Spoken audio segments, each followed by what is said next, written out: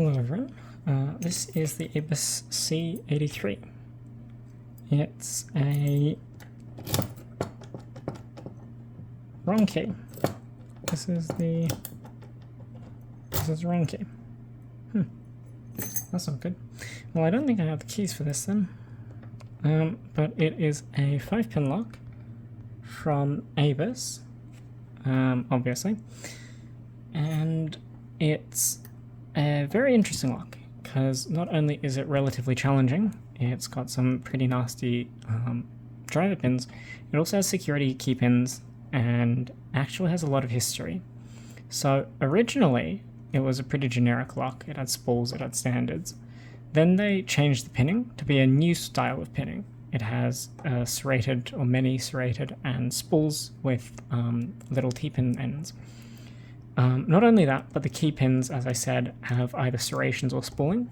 This is especially important when you find out that this is what a lot of lock competitions, so things like LockCon or, you know, the Dutch, impressioning championship, they all use this lock because it is, it's not simple. It's not a one-way street. It's not like, it's a basic 5-pin lock with no security features on the key pins and no security features on the driver pins, nothing like that. You have to actually be competent and even masterful to get a good time on this. In fact, some would argue that there is a special someone in the European community who is just so quick at impressioning these that they will never be beat in their lifetime. Other than that, as I said, it's a normal-ish lock, and after you set the back pin, it gives you a super big false set. And so now you just have to hunt that counter rotation. But you have to also be careful not to overset anything, because as I've said, all of those, sorry about that, all of those key pins are very, very tricky and can obscure your feedback a bit.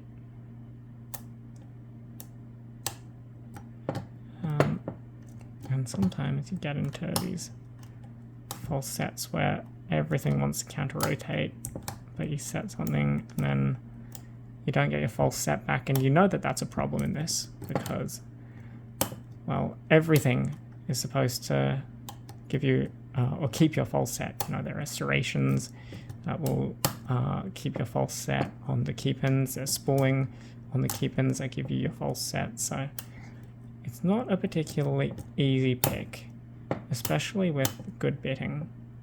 So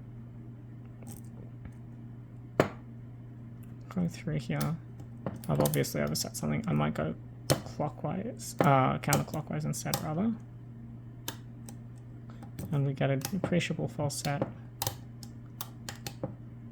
Set sum of 5, maybe an overset. 2, 1, 5, 2, 3, 1. I think it's 5, 4. Super deep false set. Super deep false set off of 3, 2, 1.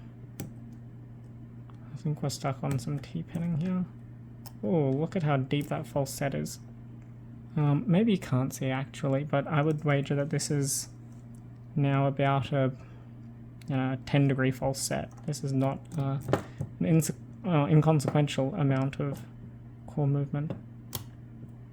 It's 5, 4, 3, 2. 1, sorry. So that was 4, 3, 2, 1. And so we got it open. Now I do have to be careful, as I've said, because my key doesn't work. So sorry about that. Let's see. Where's my gutting thingo? Maybe I will find it. Or maybe I do not have it. Oh, aim this a little further down. gutting thingo. It is... no, we'll go to follower. Probably should have a shim.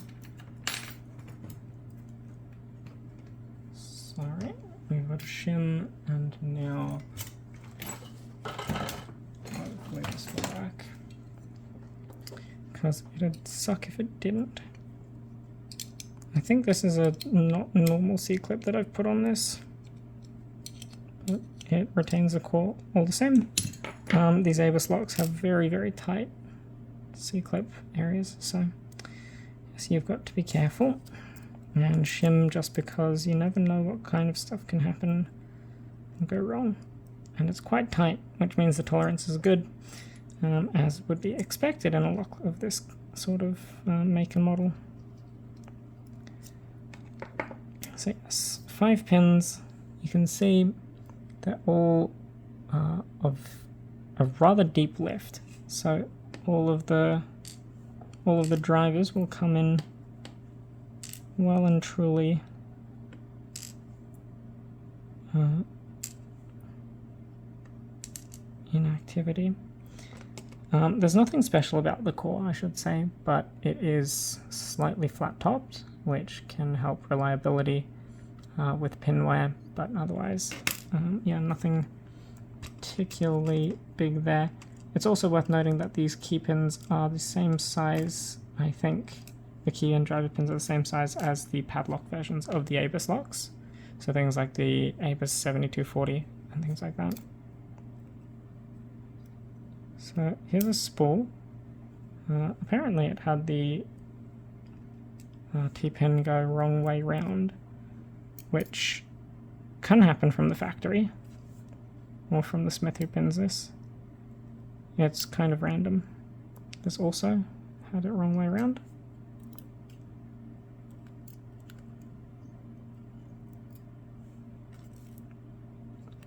Three. Also the wrong way around. Whichever smith this was that did this was not a fan of keeping this. Yeah, that's serrated pin. It's a very, very nice serrated. It's super, super crunchy. It's quite difficult to deal with, as I'm sure you saw. And that's wrong way up again as we take out this spring. Again, much like the core, the Bible has nothing special. There's some wear marks from the usage, but otherwise this lock is pretty normal. I'll give you a zoom in, and you can see, as I said, there's some front steel, I believe these are. Let's see if I've got a magnet to prove that. I should have a magnet on hand at all times. I think I do. Hold on.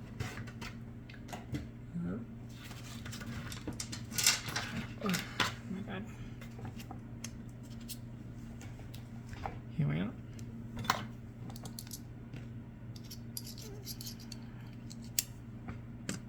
Yeah, steel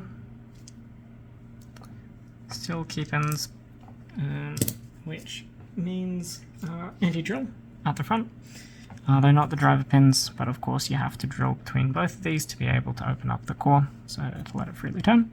There's no actual anti-drill on this, it's just a normal core. But yes, this pinning is very impressive. These spools with their very, very sharp serrations on the key pins, and this serrated pin, which is mirrored on both sides, which you love to see because not all serrated pins are made equal, and this one is definitely one of the nicer ones. Other than that, that was the ABUS C83. I hope you all enjoyed. Have a lovely rest of your day.